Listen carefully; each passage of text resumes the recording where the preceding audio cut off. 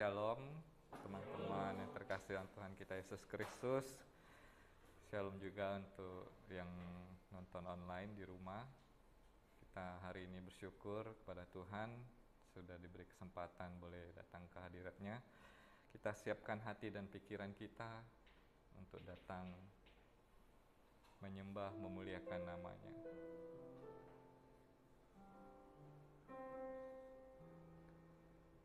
Kita teduhkan hati pikiran kita, kesampingkan segala problem,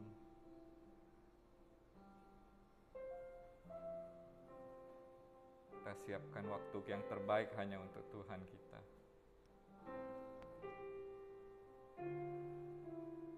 Bapa, kami datang Tuhan. Sungguh sebuah kerinduan kami boleh hadir di rumah-Mu ini. Kami hendak menyanyi, kami hendak memuji Engkau. Dan Tuhan, Engkau melihat hati setiap anak-anak-Mu yang hadir pada hari ini. Tuhan, kami menyerahkan untuk ibadah kami yang singkat ini. Biarlah boleh berkenan di hadapan-Mu. Itu juga kami menyerahkan untuk firman yang akan ditabur hari ini. Tuhan pakai untuk kami boleh menjalani hari-hari kami ini. Terima kasih Yesus, kami menyerahkan rangkaian ibadah kami hari ini ke dalam tangan-Mu. Berkatilah Tuhan, berkati. Dalam nama Yesus Kristus kami mulai ibadah kami. Haleluya. Amin.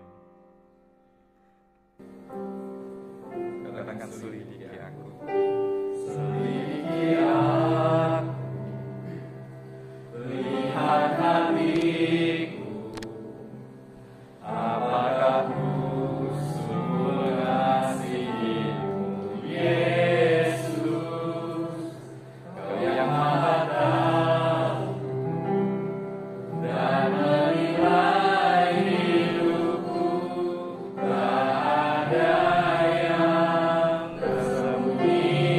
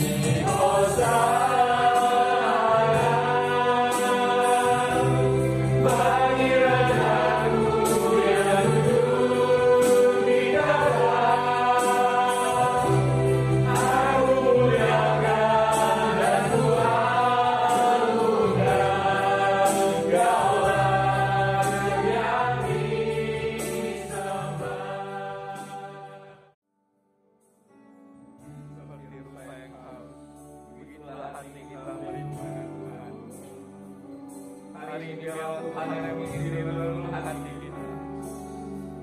Tuhan yang bertahan dalam hidup kita, bahkan sampai selama hidup kita.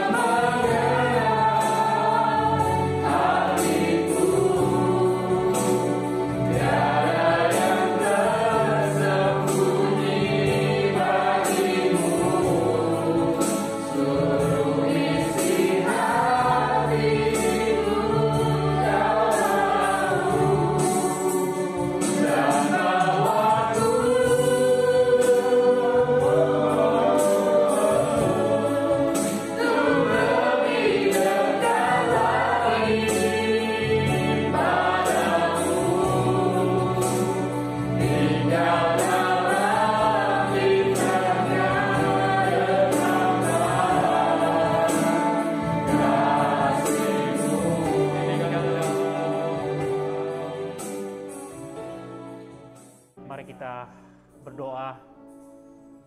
Kami mau lebih kenal, kami mau lebih dekat, kami lebih mau lagi intim dengan Tuhan. Melalui Yesus Kristus, Tuhan dan Juru Selamat kami yang hidup. Tuhan menghantar kami untuk lebih dalam lagi. Melalui Roh Kudus yang menyatukan kami, membawa kami memiliki satu hubungan yang intim dengan Engkau. Bapa, hari ini kami tidak mau biarkan kami kehilangan konsentrasi kami. Kami nggak dapatin sesuatu apapun dari firman-Mu. Oleh karena itu hari ini Tuhan Yesus, Engkau terus berbicara kepada jemaat-Mu, baik di sini secara on-site maupun juga setiap jemaat-Mu yang nonton secara online. Tuhan bawa kami sama-sama bertumbuh, berjumpa dengan Engkau. Sentuh kami Bapa.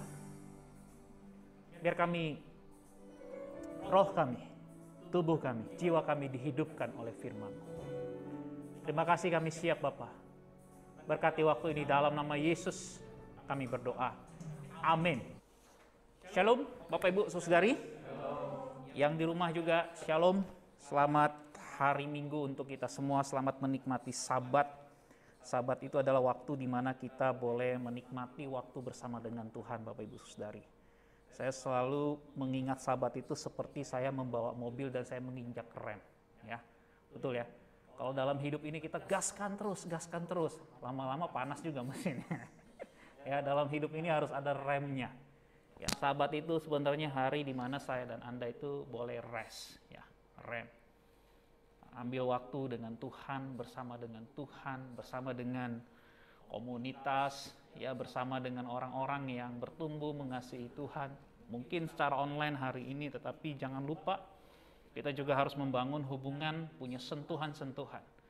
Anda bisa bayangkan nggak kalau misalnya kita dalam hidup ini kurang sentuhan?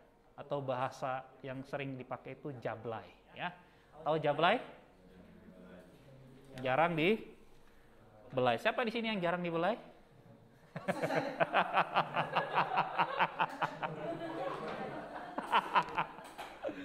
Wah, ya ini. Ya. Cepat-cepat lah.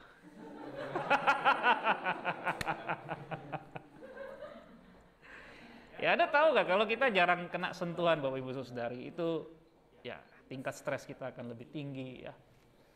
Lalu kemudian susah untuk rileks, ya. Sentuhan itu sangat penting, ya.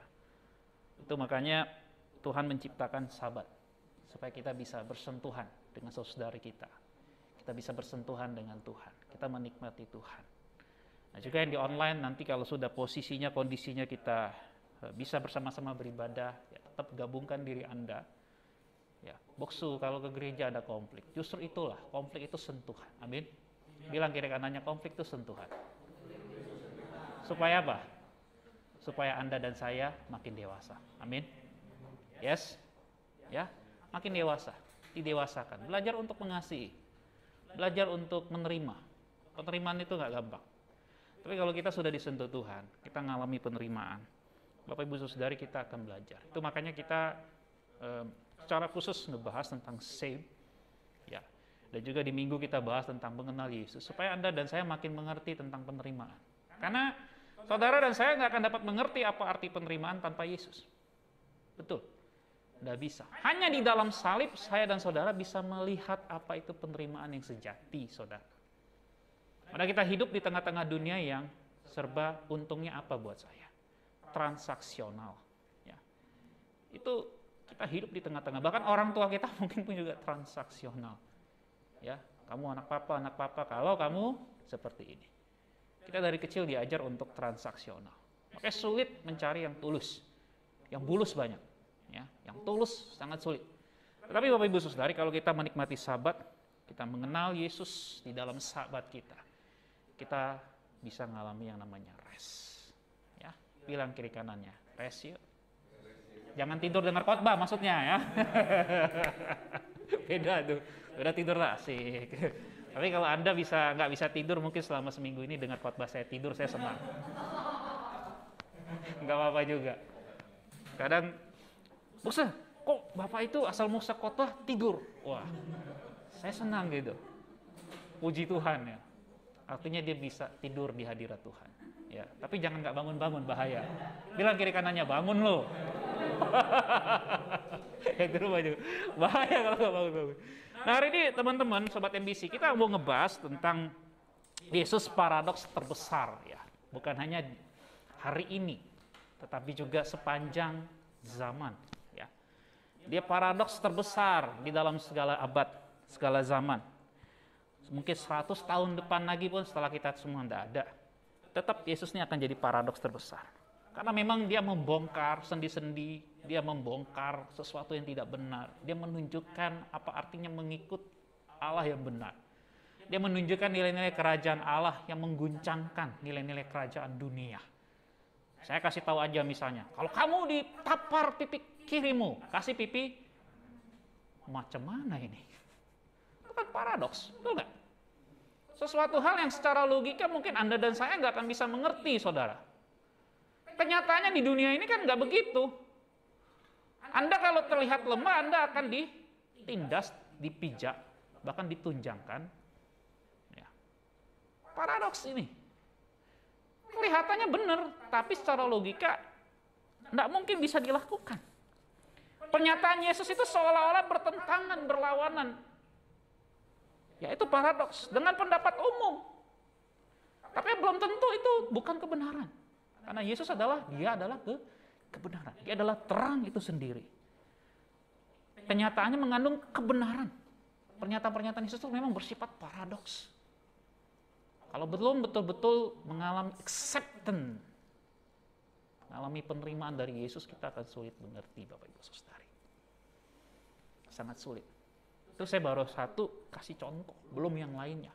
Nah, hari ini kita akan belajar dari satu teks tentang bagaimana Yesus itu menjadi paradoks yang luar biasa pada saat itu, dan sampai hari ini pun orang mempertanyakan. Paradoks juga yang paling menurut saya hari ini juga yang banyak dibahas dan diserang tentang dua natur Yesus. Tahu natur ya? Dia adalah Allah sejati, dia juga adalah manusia sejati. Anda bisa bayangin, dia transcendent tapi juga imanen. Itu bahasa filsafatnya. Ya, bagaimana mungkin bisa dia yang trans, yang maha itu hadir di dalam bentuk imanen yang dapat dijamah. Ini menjadi perdebatan dalam sejarah gereja. Bapak Ibu Saudari kalau suka belajar tentang sejarah, belajar sejarah gereja, bukan baru hari ini aja. Itu banyak sekali pendapat-pendapat tentang dua natur ini.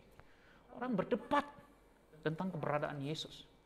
Bagaimana mungkin dia seorang manusia, tetapi juga sekaligus juga seorang, nggak tepat juga bilang seorang Allah. Bagaimana mungkin dia seorang manusia, tetapi dia juga adalah Allah. Allah tapi manusia. Anda pernah berpikir nggak? Pernah nggak? Mungkin Anda terguncang hari ini. Nggak apa-apa. Lebih bagus hari ini Anda terguncang daripada nanti di kekekalan. Ada waktu lagi berbalik.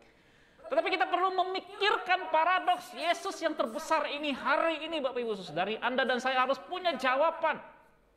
Tetapi yang saya maksud jawaban adalah bukan hanya secara logis, secara logika kita. Tetapi juga lebih daripada itu, secara hubungan personal Anda dengan Yesus. Karena ini jauh lebih penting. Karena hari ini ada begitu banyak orang bisa menjelaskan tentang Yesus secara logis, tetapi tidak punya hubungan dengan Yesus. Tidak ada perubahan hidup. Ini juga bahaya. Tetapi juga saya bukan berarti mengabaikan hal-hal yang logis itu tidak penting di dalam iman kekristenan. Karena di dalam metodis, 4 pilar dalam membangun teologi metodis, John Wesley menekankan tentang penggunaan logika. Logika kita harus tunduk kepada kebenaran Allah. Nanti saya kasih tahu. Inilah yang terjadi paradoks Yesus panjang zaman.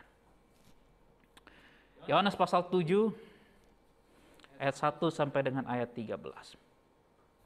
Yesus pergi ke Yerusalem untuk hari raya Pondok Daun. Sesudah itu Yesus berjalan keliling Galilea, sebab ia tidak mau tetap tinggal di Yudea, karena di sana orang-orang Yahudi berusaha untuk membunuhnya. Ketika itu sudah dekat hari raya orang Yahudi, yaitu hari raya Pondok Daun. Ya, kalau Pondok Daun itu berarti Bapak Ibu Saudari mereka tuh mengucap syukur, membawa 4 atau lebih ya hasil cocok tanam mereka bawa persembahkan. Biasanya kalau orang Yahudi itu merayakan Pondok Daun itu mereka membuat ya ada satu bilik ya. Sementara rumah ya ada 3 sekat dinding, di atasnya juga tidak terlalu supaya orang bisa melihat ke atas. Lalu di situ mereka makan bersama mengucap syukur. Ya, mereka membawa persembahan mereka. Ini rutin. Ya, bahkan mereka kalau orang Yahudi dulu tuh tinggal di situ di pondok sementara itu. Tapi kalau hari ini enggak, hanya makan di situ aja. Ya, sebagai bentuk mengucap syukur kepada Tuhan yang memberkati hasil panen mereka. Ayat ketiga. Maka kata saudara-saudara Yesus kepadanya, berangkatlah dari sini dan pergi ke Yudea, supaya murid-muridmu juga melihat perbuatan-perbuatan yang engkau lakukan. Perhatikan baik-baik ya, kata saudara-saudara Yesus. Ya. Jadi saya perlu jelaskan ini Bapak Ibu Saudari. Jadi setelah Maria, ya Yesus lahir melalui Maria. Ya, dia lahir secara divine, ya, secara supranatural.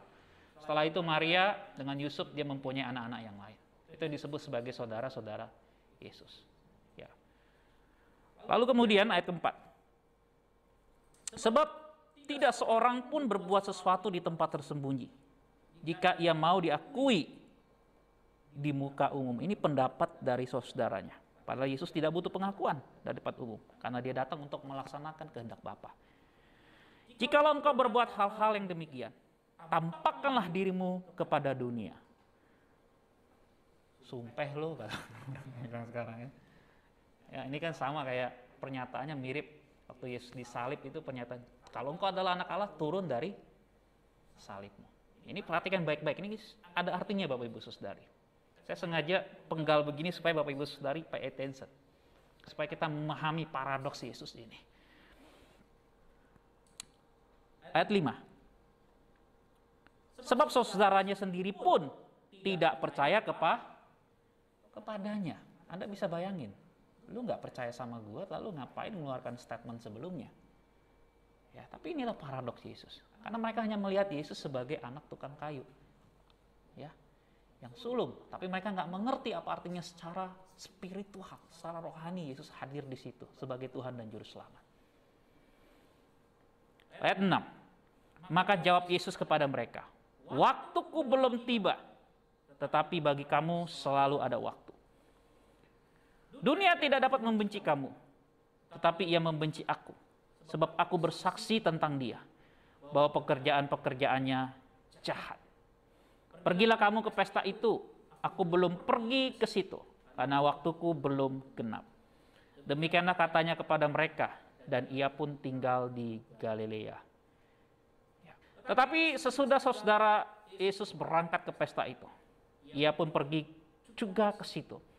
Tidak terang-terangan, tetapi diam-diam. Orang-orang Yahudi mencari dia di pesta itu dan berkata, di manakah ia? Dan banyak terdengar bisikan di antara orang banyak tentang dia. Ada yang berkata, ia orang baik. Ada pula yang berkata, tidak, ia menyesatkan rakyat. Ayat 13, tetapi tidak seorang pun yang berani berkata terang-terangan tentang dia, karena takut terhadap orang-orang Yahudi. Bapak Ibu Saudari, Yesus itu viral. Ya, gak hanya hari ini aja. Tetapi dari sejak di mana dia hadir, dia masuk di dalam pelayanannya, dia viral. Dia selalu membuat beberapa hal yang membuat orang berpikir kembali tentang keimanan mereka. Tentang bagaimana jalan mereka, cara mereka mengikut Tuhan. Dan sampai hari ini pun saya berdoa Bapak Ibu Saudari supaya saya juga berkhotbah bukan untuk membuat viral yang tidak bagus. Tetapi saya rindu supaya seperti urapan dan kuasa Yesus juga, kita bisa melihat bagaimana Yesus memanggil kita untuk menyatakan kebenaran nilai-nilai kerajaan Allah.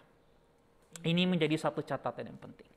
Bapak Ibu Saudari, pada hari Pondok Daun tentu ada satu maksud kenapa Yohanes dia menuliskan pada hari raya itu, kemudian Yesus ya dia hadir, Yesus menyatakan dirinya, Yesus memberitahukan tentang dirinya. Tetapi kalau kita lihat peristiwa ini tidak berdiri sendiri Bapak Ibu Saudari. Karena kalau Bapak Ibu Saudari ikuti khotbah yang minggu-minggu lalu, Yesus tentang roti yang hidup, itu sudah mulai ada perdebatan. Betul ya? Sudah ada perdebatan. Orang mempertanyakan siapa Yesus. Orang bingung. Satu sisi orang melihat sebelumnya dia melakukan mukjizat, dia melakukan banyak hal-hal yang luar biasa yang tidak bisa dilakukan oleh orang yang tidak berasal dari Allah. Tetapi satu sisi mereka bingung. Kok bisa anak tukang kayu, anak Yusuf, ya, ini Maria dan saudara-saudaranya ada di sini, dia bisa melakukan hal itu. Bahkan waktu Yesus kemudian kita lanjut lagi ya. Kita baca Bapak Ibu Saudari. Pasal 7 ini jelas sekali membedah sesuatu hal yang di luar jangkauan pikiran mereka pada waktu itu. Kenapa? Karena mereka belum mendapatkan satu pengertian tentang Yesus yang sebenarnya. Nah, sampai hari ini Bapak Ibu Saudari, selama Anda dan saya belum mendapatkan satu pengertian tentang siapa Yesus yang sebenarnya, maka saya yakin dan percaya Anda dan saya bisa dan dapat terguncangkan. Karena memang Yesus mau membongkar hal-hal yang berhubungan dengan nilai-nilai kerajaan Allah itu supaya dapat orang mengerti, melihat siapa Yesus yang sebenarnya. Nah, ada 3 hal Bapak Ibu Saudara kalau kita belajar tentang Yesus sebagai paradoks terbesar dalam sejarah dunia. Dari teks ini ada 3 hal hari ini yang saya rindu supaya kita sama-sama belajar tentang apa yang Yesus lakukan. Yang pertama Bapak Ibu Saudari, Yesus itu menelanjangi kepalsuan orang-orang Yahudi. Dia mendobrak kekakuan agamawi yang berlaku pada waktu itu. Misalnya hukum Sabat. Ya. Kalau kita lihat orang-orang Yahudi ini, kenapa mereka benci ya pengajar-pengajar Yahudi, ahli Taurat, orang-orang Farisi itu begitu benci mau menangkap Yesus, karena Yesus membuka sebuah tabir, sebuah rahasia yang besar, sebuah konspirasi racun yang bernama agama tentang bagaimana Sabat itu. Sehingga Yesus mengatakan bahwasanya Sabat yang mereka mengerti adalah Sabat yang bertentangan dengan hukum kasih, Sabat yang bertentangan dengan nilai-nilai kemanusiaan. Bukan Sabat untuk manusia, tetapi manusia untuk kebalik ya. Bapak Ibu Saudara, Yesus membongkar. Ini nggak benar. Yesus memberitahu mereka tidak benar ini apa yang mereka lakukan. Ada kepalsuan di kalangan mereka. Ada niat motif yang lain selain motif memuliakan Allah. Tuh hari ini Bapak Ibu Saudari, selama ada motif yang tersembunyi, Yesus pasti akan masuk. Dia akan memberitakan, dia akan memberitahukan. Dia akan dengan lantang kuat-kuat dan dia tidak takut dengan status quo itu. Gak takut. Itu dia tampil beda. Itu sebabnya Bapak Ibu Saudari, sekalipun Yesus mau dibunuh, dia tidak takut. Dia tahu waktunya kapan. Memang dia menyingkir sementara, tetapi dia tetap harus menyatakan nilai-nilai kerajaan Allah di tengah-tengah mereka. Karena ini bicara tentang bagaimana umat harus tahu, orang-orang harus tahu, orang banyak harus tahu tentang siapa Yesus, dan berita tentang Yesus itu harus diberitakan. Yesus harus menyampaikan pesan Bapa yang mengutus dia pada waktu itu. Sehingga Yesus dengan berani dia menelanjangi kepalsuan orang-orang Yahudi. Di dalam ritual, ritus keibadahan mereka yang palsu. Kesalehan yang tidak benar. Sebenarnya ini bukan hal yang baru Bapak Ibu Saudari. Jauh sebelum Yesus hadir di tengah-tengah dunia, para nabi juga sudah banyak membongkar, memberitahukan dengan kuat-kuat pelanggaran umat.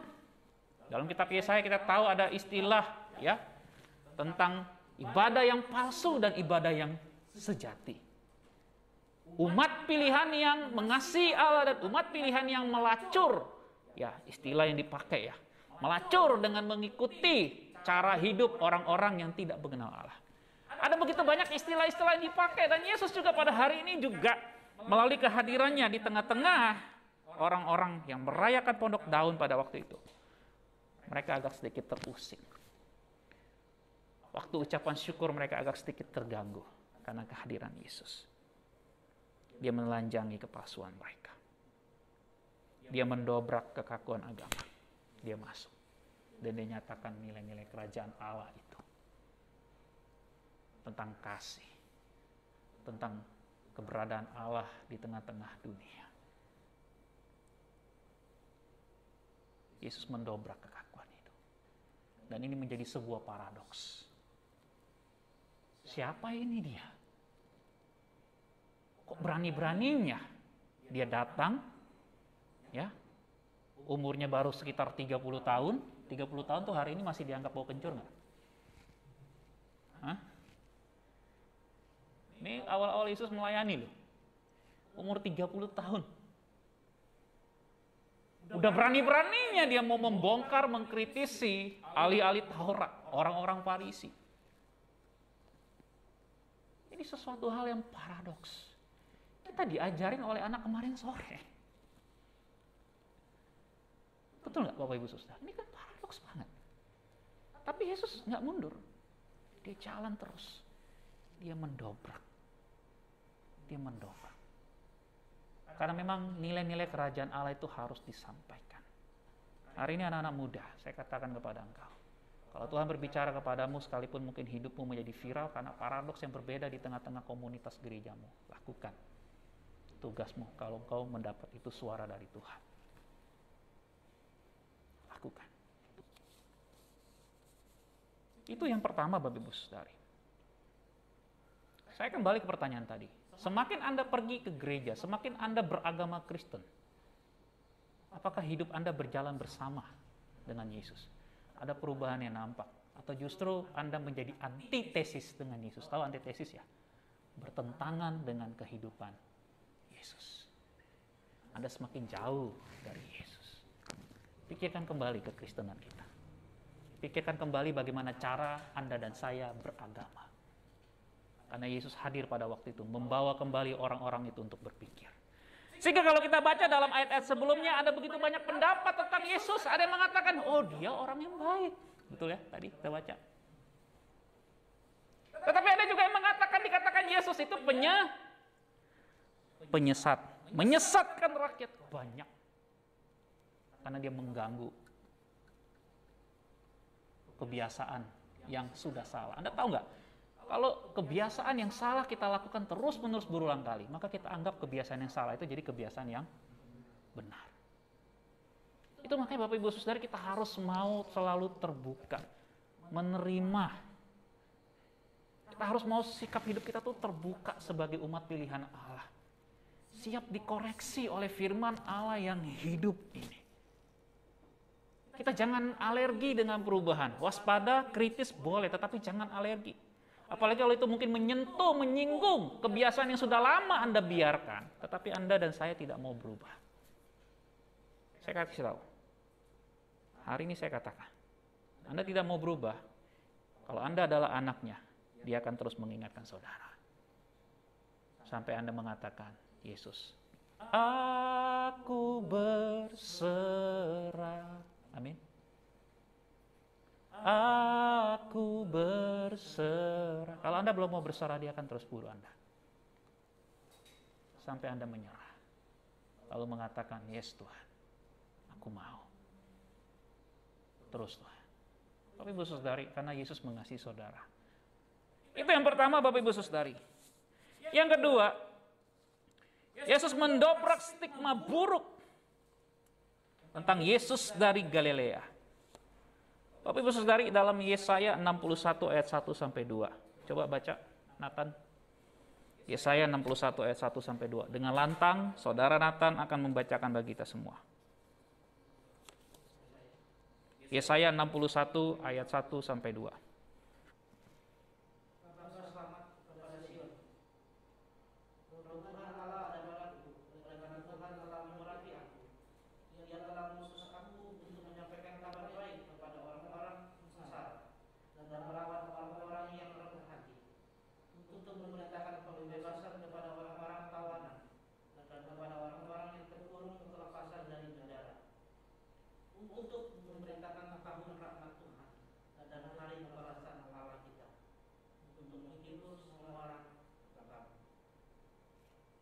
Amin. Anda bisa bayangkan nggak waktu Yesus membaca kitab Taurat ini, membaca kitab Yesaya ini, orang-orang menjadi bingung. Bagaimana mungkin seseorang yang dari Galilea menyampaikan kabar seperti ini? Adakah sesuatu yang baik dari Galilea? Kenapa dihubungkan dengan Galilea? Karena Galilea adalah tempat di mana perkawinan percampuran itu ada, Bapak Ibu Saudari. Ada begitu banyak orang-orang yang keturunan X yang dianggap tidak murni, baik secara fisik, secara agama, secara spiritual, dianggap lebih rendah dari orang-orang Yahudi yang menjaga keaslian ras keturunan mereka. Sehingga mereka mengatakan di Galilea itu tidak ada yang murni. Ada stigma yang buruk tentang Galilea. Tetapi apa yang Yesus katakan? Yesus mengatakan dia Yesus dari Galilea. Yesus mau menyatakan bagaimana anugerahnya. Ini bicara tentang anugerah untuk stigma yang buruk itu. Yesus sekali lagi mendobrak stigma yang buruk tentang Galilea. Pernah nggak saudara ngalamin di stigma? Misalnya stigmanya kadang-kadang, tahu ya stigma buruk ya, melekat pada diri kita itu pengabelan. Ya.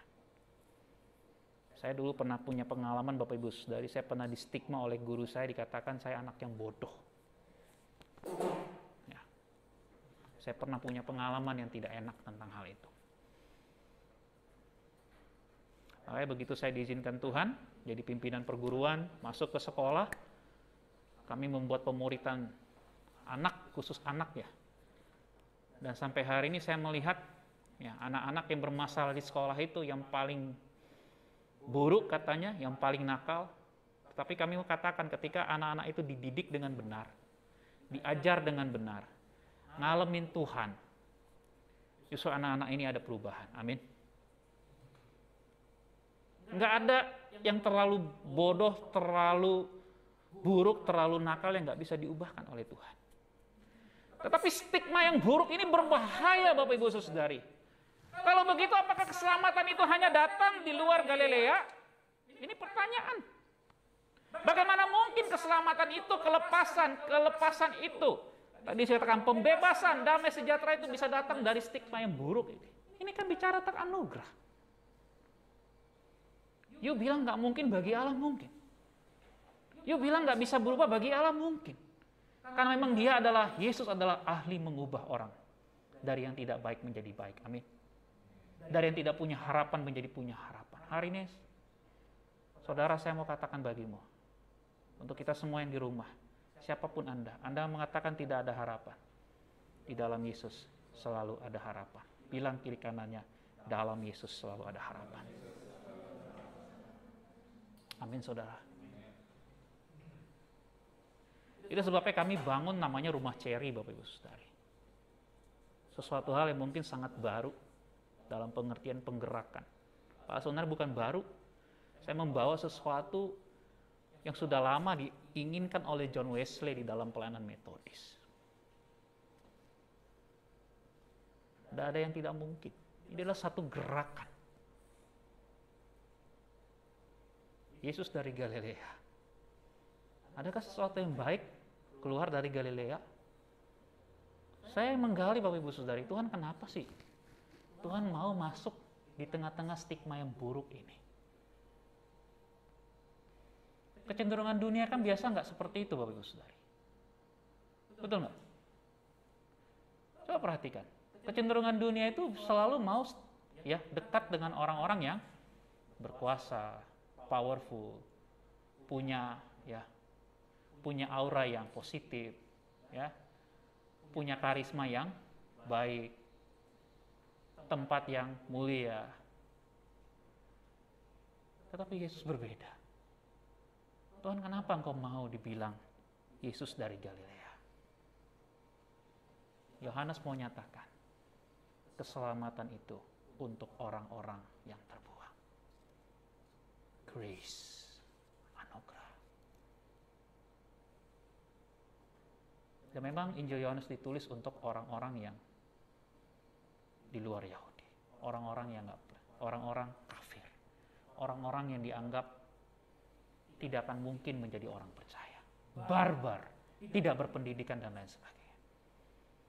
Tetapi Yesus menyatakan tidak ada yang mustahil, karena Yesus paling ahli mengubah jiwa saudara dan saya. Galilea.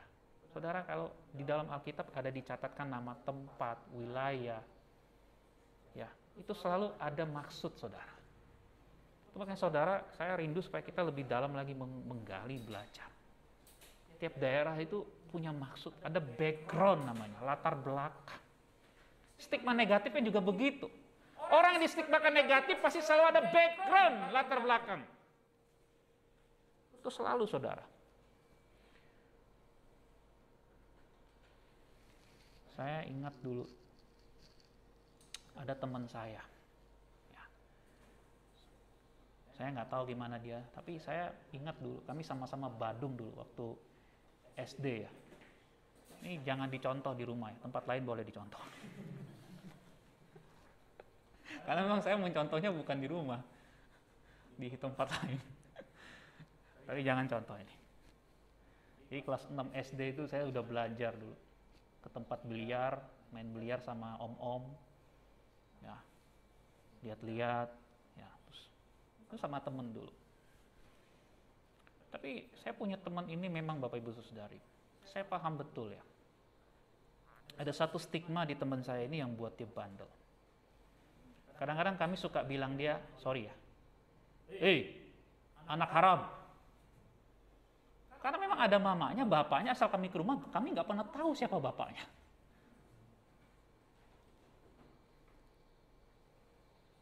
Pagi ke rumah dia, mana bapak lo? Dia diem aja. Terakhir memang betul, kita gangguin, woi anak haram, asal ambil rapot, yang ambil rapot selalu mamanya. Tapi itu yang membuat dia jadi terguncang, membuat dia terganggu karena stigma buruk itu. Kadang-kadang ketawa gitu, lucu-lucuan. Tapi saya tahu di dalam hati kecilnya dia pasti menderita. Dia bayangin mungkin teman-temannya datang ya ngambil rapot dengan papa atau mama dulu kan ya, atau salah satu, atau kadang papanya nunggu di mobil dia ngelihat. Saya bisa bayangin gimana perasaan dia. Akhirnya jadi lelucon sampai SMP, terakhir SMP kelas 3. Panggil dia bukan panggil nama, "Woi anak haram." Ketawa aja dia. "Woi anak haram." Jangan ditiru ya, nggak bagus. Tapi saya, ya kalau boleh mengulang hari lagi, saya mau bilang, you anak Tuhan Yesus. You dikasih. Tapi stigma buruk itu selalu pasti ada backgroundnya, latar belakang. Hari ini stigma buruk apa yang Anda melekat, yang ada melekat di dalam dirimu? Mungkin orang nggak panggil engkau, mungkin di dalam hatimu kau berpikir stigma itu masih ada. Hari ini saya katakan di dalam nama Yesus, stigma itu dalam nama Yesus lepas dari hidupmu. Amin. Tidak lagi mempengaruhi hidupmu dan tidak lagi mempengaruhi masa depanmu dalam nama Yesus. Allah mengganti stigma buruk kehidupanmu dengan kuasa darah salibnya. Sehingga engkau diangkat sebagai anak-anaknya yang kekasih. Cukuplah Yesus menanggung stigma buruk itu di atas kayu salib. Cukup dia menanggung, Yesus dari Galilea itu. Cukup dia menanggung. Karena dia sudah bayar stigma burukmu. Apapun background latar belakang keluargamu. Apapun masa lalumu. Apapun kelemahanmu. Apapun kegagalanmu. Di dalam kuasa salibnya. Sehingga ada hari ini katakan kepada dirimu sendiri. Perkatakan dengan iman berulang-ulang kali, kalau perlu seperti orang gila engkau berteriak di hadapan Allah. Perkatakan janji-janji Allah. Imanmu, kebenaran firman. Itulah yang terjadi dalam hidupmu. Saudara, sakit memang kadang-kadang kita hidup di tengah dunia ini. Bermedsos ini pun kadang-kadang sakit kita. Terlalu banyak orang-orang yang dengan lancang mengeluarkan penghakiman-penghakiman, nada-nada menghakimi, pembulian, yang mempengaruhi, yang membentuk bahkan, yang bahkan melabelkan yang tadinya nggak punya stigma buruk, tetapi melabelkan sesuatu karena background atau kejadian sesuatu. Terlalu banyak orang di dunia ini hari ini begitu tersakiti dengan stigma-stigma buruk ini. Mungkin orang tuamu, mungkin gurumu. Saya punya pengalaman, guru saya menstigma saya. Saya sudah mengampuni dia. Tapi itu sangat mempengaruhi perkataannya itu dalam hidup saya. Tapi saudara, Yesus mendobrak stigma buruk itu. Justru dari Yesus dari Galilea itu, Yesaya 61 ayat 2 itu terjadi. Kalau Anda ada di dalam klasifikasi orang-orang itu, saudara datang kepada Yesus. Karena dia rela menerima stigma buruk tentang Galilea. Supaya grace itu dinyatakan. Supaya saudara tahu, dia menerima. Dia menyelesaikan itu bagi saudara di atas kayu salib. Sehingga saudara menerima janjinya di dalam Yesus. Ini luar biasa saudara. Yang terakhir, yang ketiga. Yesus mendobrak latar belakang keluarganya. Bukan dia tidak menghormati ibunya, dia bukan tidak menghormati ayahnya. Bukan, tetapi dia mendobrak cara mereka berpikir untuk melihat siapa Yesus. Seharusnya kalau orang yang ada di keluarganya itu mendukung dia, mensupport dia, tetapi Yesus kenyataannya berbeda Bapak Ibu Saudara. Anda sudah baca tadi. Keluarganya tidak percaya tentang siapa Yesus. Bahkan orang mungkin di dalam keluarganya itu malu terhadap Yesus. Mereka malu. Menganggap Yesus ini sudah gila. Mengada-ngada. Ini satu paradoks. Tetapi Yesus enggak mundur. Dia terus berkarya. Dia terus berkarya. Dia melakukan sesuatu yang luar biasa. Dia bersaksi tentang dirinya. Dia adalah yang diutus oleh Allah. Di tengah-tengah bait Allah itu dia menyatakan siapa dirinya kepada orang-orang Yahudi itu. Sekalipun dia tahu orang-orang ini bakal menolak dia.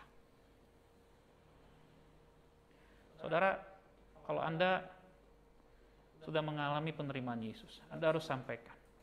Sekalipun mungkin berita yang Anda sampaikan tentang Yesus ditolak di tengah-tengah dunia, tugas saya dan saudara adalah menyampaikan kebenaran. Itu paradoks. Suatu hal yang nggak mungkin. Hari ini ada begitu banyak orang-orang yang berhenti memberitakan tentang Yesus karena mereka merasa malu tentang salib itu. Katanya dia Tuhan. Yang mana Tuhannya? Kok dia disalib? Dulu saya waktu saya masih SD, saya dulu nggak terlalu kenal tentang Yesus. Cuman bela Yesus, tapi nggak terlalu kenal. Kalau dulu yang temen di sekolah negeri kalau beraninya nyindir tentang Yesus, siap-siap loh. Gue bikin keluar kecap dari hidung. Dulu pengen berantem. Ya. Nah, itu kalau punya pengalaman sekolah negeri itu emang enak ya kalau dulu nostalgia. Bapak Ibu Saudari, Anda malu nggak dengan Alkitabmu? Sekarang kita bisa bawa gini, nggak kelihatan. Tapi zaman Mukse dulu bawa Alkitab tuh kalau nggak betul-betul pengikut Yesus, Anda di angkutan umum bisa malu, diliatin orang. Malu nggak Anda dan saya punya Tuhan yang tersalib? Ini satu kenyataan yang ada di tengah-tengah kita. Sebuah paradoks. Sebuah sesuatu hal yang seakan-akan sekonyong-konyong. Belum lagi kita bicara tentang pandangan-pandangan yang lain, saudara. Tetapi saudara, hari ini terus nyatakan kebenaran. Jangan mundur. Hadapi. Di tengah-tengah situasi yang seperti itu. Saya mau katakan Anda bukan sedang membela Yesus. Saya bukan sedang membela Yesus. Kita yang butuh dibela oleh Yesus. Dialah paradoks sepanjang zaman ini yang begitu viral. Dialah yang akan membela saudara dan saya. Tugas saya dan saudara adalah belajar dengan sungguh-sungguh. Anda punya hubungan dengan Yesus. Sehingga Anda bisa menjawab keberatan-keberatan mereka baik secara logis, tetapi juga berdasarkan sebuah hubungan yang erat dan intim dengan Yesus. Sehingga paradoks itu menjadi kekuatan bagi dirimu dan diri saya. Sehingga saya dan saudara bisa mengenal siapa Yesus yang sebenarnya. Inilah yang dialami oleh Ayub, Daud, Paulus, dan hamba-hamba Allah yang lain yang setia mengikuti Yesus. Sekalipun ada perkerbuncangan, ada konflik, ada sesuatu hal, tapi mereka tidak mundur. Karena mereka mengerti paradoks ini akan membawa orang untuk mengenal siapa Yesus yang hidup. Amin, saudara. Dia bangkit. Dia membela saudara. Itu sebabnya Yesus tidak mundur. Sekalipun dia diragukan latar belakangnya. Mamanya datang, udah pulang ke rumah kamu. Maria datang. Viral. Suruh pulang. Bawa pulang anakmu itu.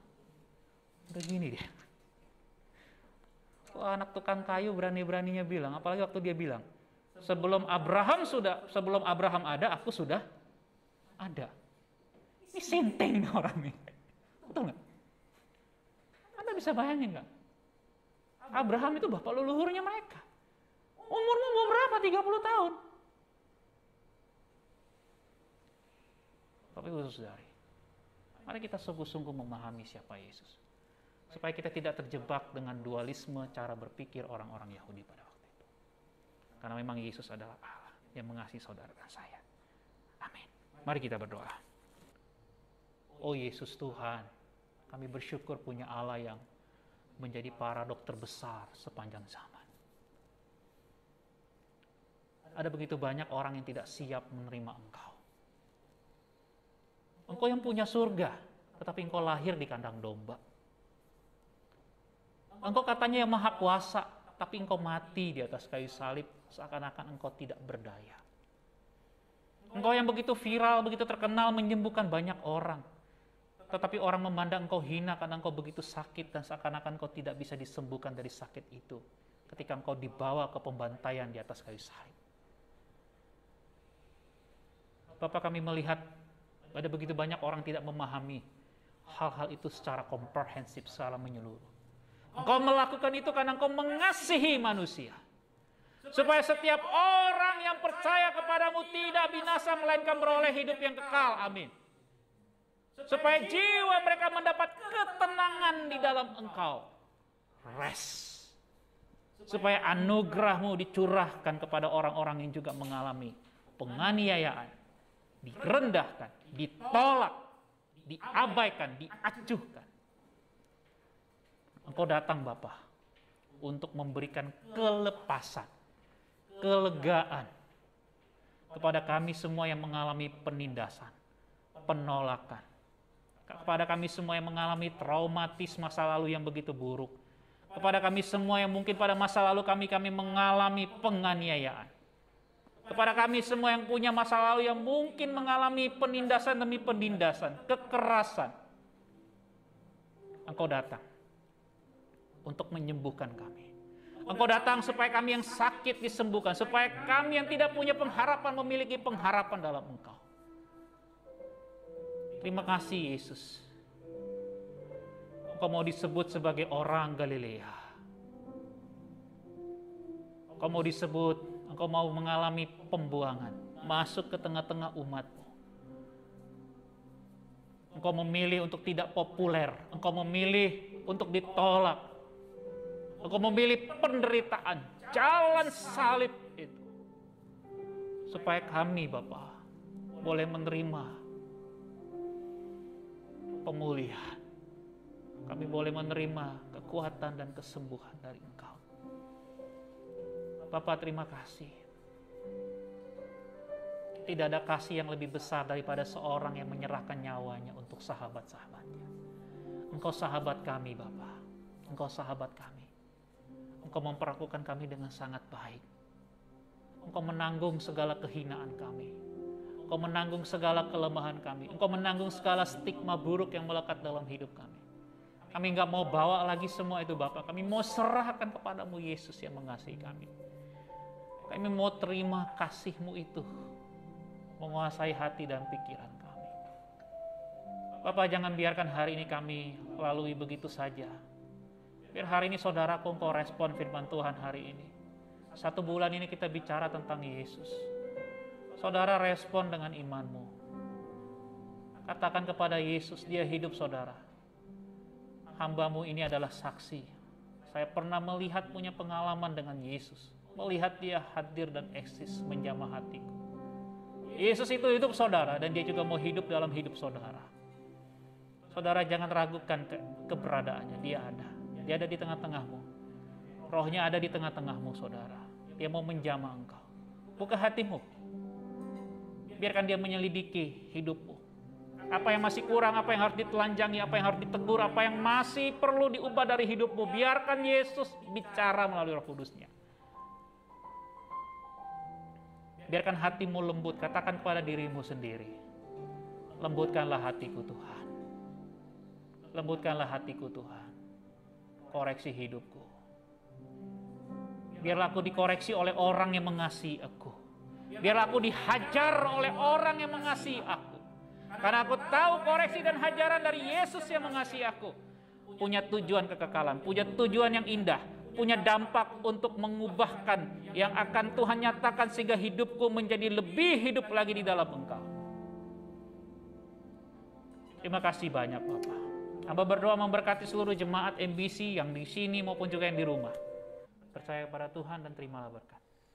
Biar kiranya anugerah dan damai sejahtera dari Allah Bapa dan dari anaknya Tuhan kita Yesus Kristus, serta pertolongan dari Roh Kudus, memberkati keluarga, memberkati para suami, memberkati para istri, memberkati anak-anak kami, memberkati seluruh bisnis kami, memberkati setiap relasi kami, memberkati setiap hubungan kami, memberkati hal-hal yang luar biasa yang kami bangun dalam kehidupan kami.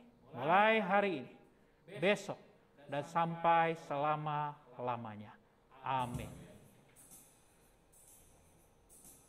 Kiranya, amin, memberkati aku berlimpah-limpah dan memperluas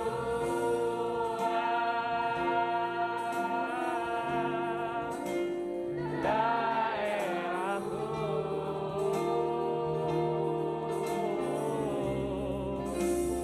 dan kiranya Tuhan menyertai aku, melindungi aku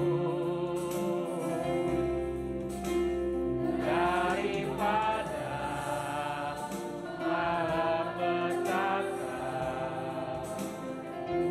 sehingga kesakitan tidak nimpa aku. Silakan duduk Bapak Ibu jemaat Tuhan yang di rumah juga saat teduh